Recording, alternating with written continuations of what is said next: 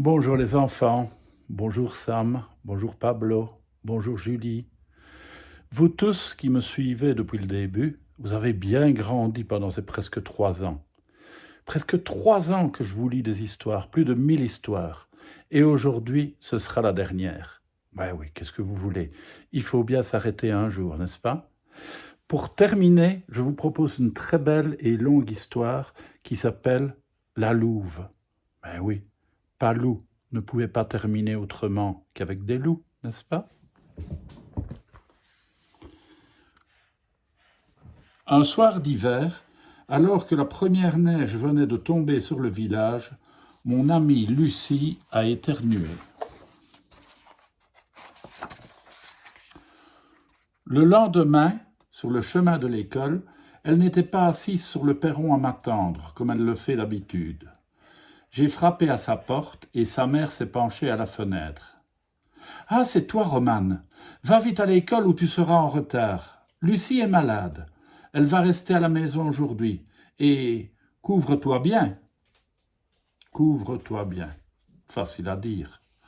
Le manteau d'hiver que les dames de l'orphelinat m'avaient déniché était trop grand, mal reprisé. Il laissait passer des filins d'air glacial. Il faisait un froid de loup. Et justement, alors que je me dirigeais vers l'école en patinant un peu dans la neige, j'ai aperçu de l'autre côté de la rivière une louve grise qui regardait le village. Ce devait être la faim qui l'avait poussée à s'approcher si près de chez nous. D'habitude, les loups ont peur des humains. Je me suis arrêté un instant pour observer la louve, et il m'a semblé voir, juste une seconde, ses grands yeux jaunes se plisser, et son ombre sur la neige enflait, comme si, en me voyant, ses poils s'étaient hérissés sur son dos. Mais c'était sans doute une illusion. Le village était très calme, adouci par la neige et le froid. Mais en arrivant sur la place principale, j'ai entendu des rires et des cris. C'était Momo et Louis qui faisaient une bataille de boules de neige en allant à l'école. « Eh oh, Romane !» Bêtement, je me suis tourné vers eux. Plaf! Une boule de neige dans la figure. Comme si je n'avais pas déjà assez froid comme ça. Je me suis vite penché pour en esquiver une autre, et j'en ai profité pour ramasser 2 grosses poignées de neige que j'ai envoyées à la tête des 2 garçons. Alors qu'on rigolait, les cheveux pleins de neige, M. Percheron, le maréchal Ferrand, nous a interrompus de sa voix métallique. « Taisez-vous, les gamins! Arrêtez vos idioties !»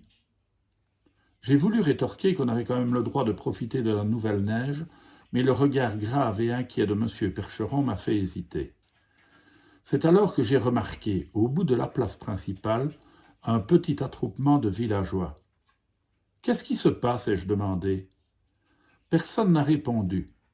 Louis, Momo et moi, nous nous sommes lentement approchés, la neige fondue coulant le long de nos visages.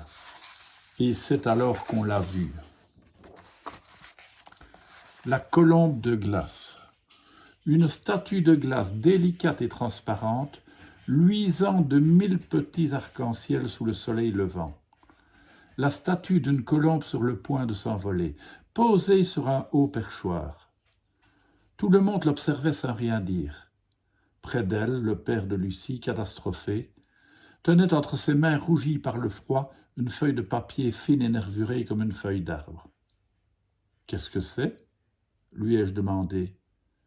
Muet, il m'a tendu la feuille, et j'ai lu à voix haute les mots rédigés dans une étrange encre grise. Villageois, l'hiver est rude. Comme d'habitude, vous avez pêché tous les poissons et chassé tous les lapins, les sangliers et les biches, laissant ma meute mourir de faim. Mais cette année, vous êtes allés trop loin. Vous avez capturé ma fille unique. J'exige que vous me la rendiez. Cette colombe est un sortilège. J'y ai enfermé l'âme de l'une de vos filles. À mesure que la colombe fondra, la maladie de Lucie s'aggravera.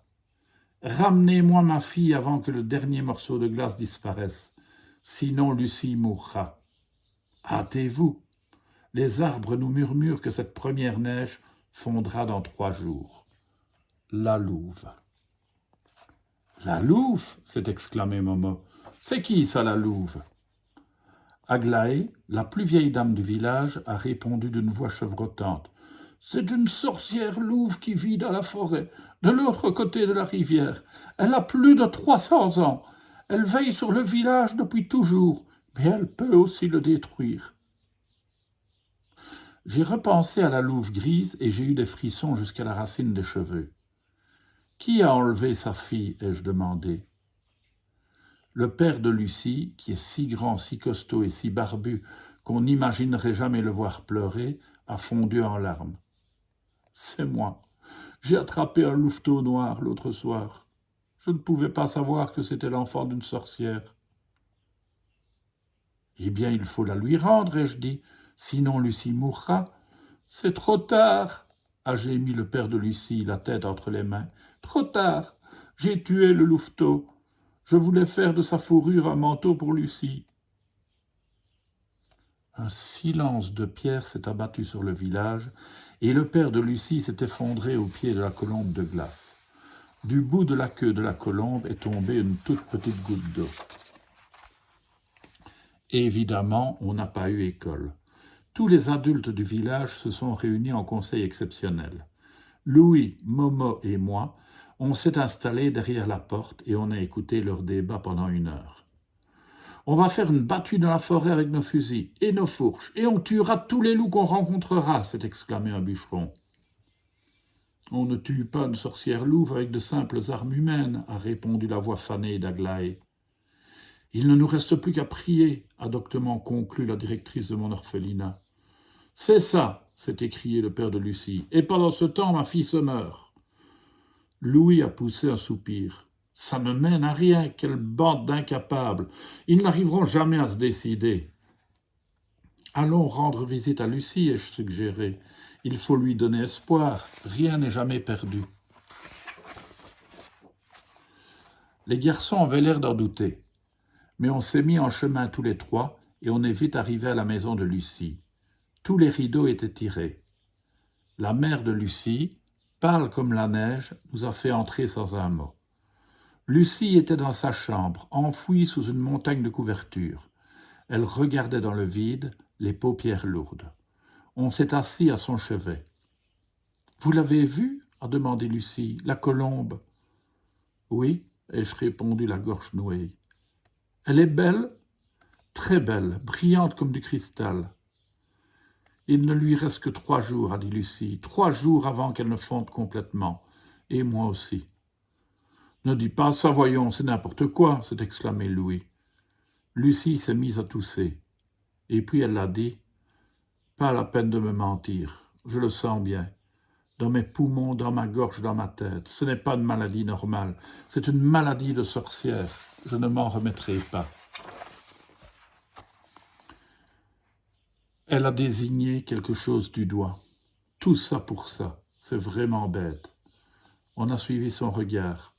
Suspendu au porte-manteau derrière la porte scintillait la peau du louveteau mort. Sa fourrure était d'un noir incroyablement intense et brillant, et chaque poil semblait frémir, comme si l'animal était encore vivant. Quand on s'est retourné, Lucie s'était endormie. Louis avait les larmes aux yeux.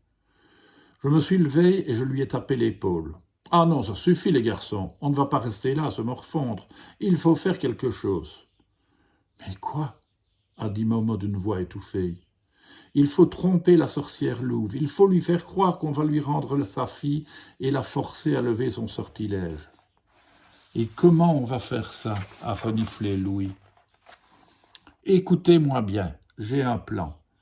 La mère de Lucie n'a pas remarqué mon sac de classe, bizarrement gonflé quand on est sorti de la maison. On est allé se cacher derrière la grande haie qui borde l'orphelinat et j'ai retiré mon gros manteau miteux. Le froid m'a glacé la peau. Vite, j'ai jeté sur mes épaules celle du petit louveteau noir. Alors, qu'est-ce que ça donne ? Mets-toi à 4 pattes, a dit Louis. Ça faisait un peu froid aux mains, mais la peau du louveteau était douce et tiède. J'ai entendu Momo siffler d'admiration. Incroyable, elle fait tout juste ta taille. Vu d'ici, on ne dirait pas du tout que c'est toi. C'était plutôt confortable. Il faisait bien chaud et près du sol, Je sentais l'odeur de la terre et des racines. « Très bien, ai-je dit. Ce soir, à la tombée de la nuit, on ira dans la forêt trouver la louve. Louise, tu feras semblant de me tenir en laisse. Momo, tu négocieras avec la sorcière.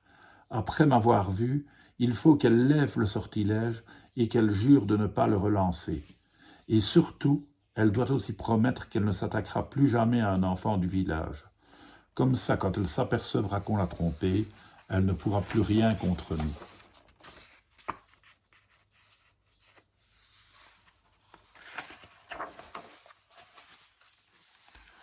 Comme prévu, les adultes du village n'avaient pas réussi à prendre de décision.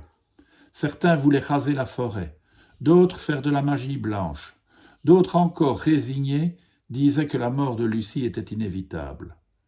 Le soir, à la tombée de la nuit, je me suis échappé de l'orphelinat par une fenêtre mal fermée et j'ai rejoint Louis et Momo sur la place principale.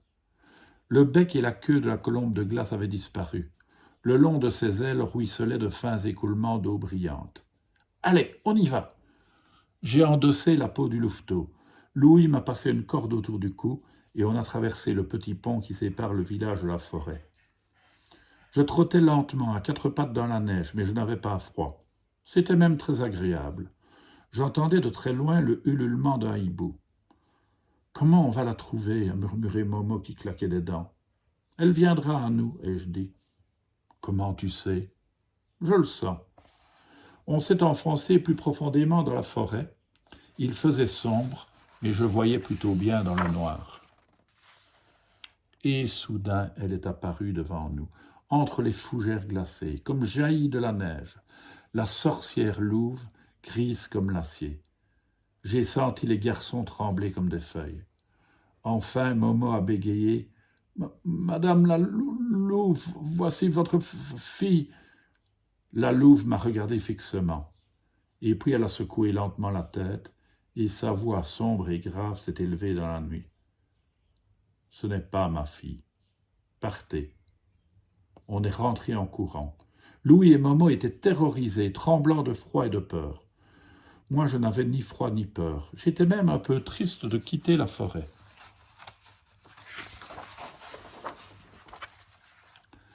Elle a tout compris, » a balbutié Louis. « Elle sait que sa fille est morte. Elle va tuer Lucie. » « Du calme, ai-je dit. On y retourne demain soir. On fera mieux. Je vais m'entraîner à marcher comme une louve et à hurler comme une louve. Elle nous croira cette fois. » On est allé se coucher, après avoir jeté un coup d'œil à la colombe dont les ailes s'étaient sinistrement affinées. Toute la journée, je me suis entraîné à hurler et à me mouvoir comme un loup. J'étais assez fier de moi. J'ai marché quelques heures avec la peau du louveteau. Mon allure était à présent plus fluide. D'ailleurs, mes mains commençaient à s'habituer au contact avec le sol. Elles étaient plus rugueuses, un peu brunâtres. Le soir, j'ai retrouvé Louis et Momo sur la place, près de la colombe amaigrie de moitié, une flaque gisant au pied du perchoir. « J'ai vu Lucie cet après-midi, » a dit Louis. « Elle n'arrive plus à manger, elle est très faible. »« Eh bien, on va la sauver, » ai-je dit. « Allez, courage, on fait ça pour Lucie. » On a traversé le pont à nouveau et on s'est enfoncé dans la forêt. J'étais plus à l'aise que le soir précédent. J'entendais toutes sortes de bruits et de chants, jusqu'au craquement de l'écorce des arbres. Puis des odeurs nouvelles, celles des branches mouillées et celles d'un petit animal, peut-être une souris. « Hé, arrête de tirer, Romane, » m'a chuchoté Louis. Je me suis aperçu que j'étais parti dans la direction du rongeur et j'ai immédiatement rejoint les deux garçons. « On n'y voit rien, » grognait Louis.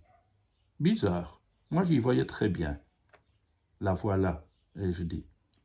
La louve grise était là devant nous, patiente et immobile. Instinctivement, j'ai voulu faire un pas vers elle, mais Louis m'a retenu. « Nous avons votre fille, » a murmuré Momo. « Promettez que vous libérerez Lucie et que plus jamais vous n'attaquerez les enfants de... » Mais la voix profonde de la louve, semblant monter du sol enneigé, l'a interrompu. « Ce n'est pas ma fille. Partez. »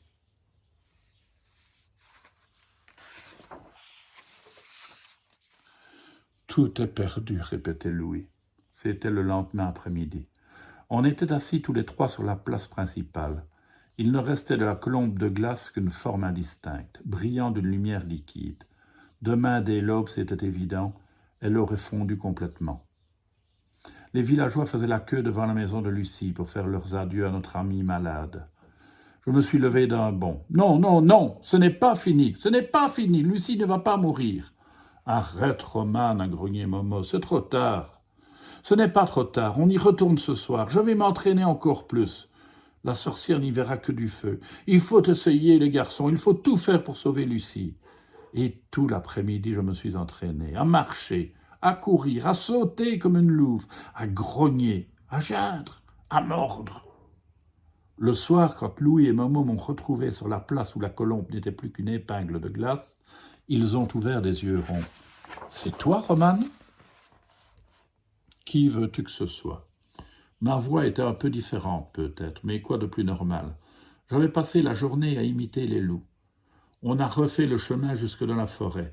« Laisse-moi courir, Louis. » Louis a défait la corde autour de mon cou et je me suis mis à gambader, les mains et les pieds dans la neige fondue. J'ai sautillé à droite et à gauche. J'ai même attrapé une branche pour la grignoter entre mes dents. « Romane, reviens, ne va pas trop loin. » Je me suis rapproché des deux garçons, un peu agacé, parce que j'avais envie de courir partout et de gratter la terre. Et voilà qu'elle est enfin arrivée. La louve grise, longue et belle. Cette fois, Momo n'a rien dit. Je les ai vus, lui et Louis, qui me regardaient bizarrement. J'ai observé la louve. Elle s'est penchée vers moi et m'a reniflé l'oreille et le visage. Et puis elle a regardé Momo et Louis, et elle a dit de sa voix tendre et basse « Merci ». J'ai levé les yeux vers elle. Alors, elle y croyait enfin ? J'ai passé la main sur ma tête pour retirer la peau du louveteau. Mais ce n'était pas une main, c'était une patte. Et ce n'était pas la peau du louveteau, c'était la mienne. J'ai voulu de toutes mes forces avoir peur. Mais je n'avais pas peur, au contraire, j'étais heureuse. J'avais chaud, j'entendais la musique de la forêt. La louve m'a doucement léché le front. Quand je me suis retourné, Louis et Momo avaient disparu. Je les entendais courir vers le village. « Le dernier fragment de glace vient de fondre, » m'a dit la louve. « Mais Lucie est sauvée. Viens avec moi maintenant. »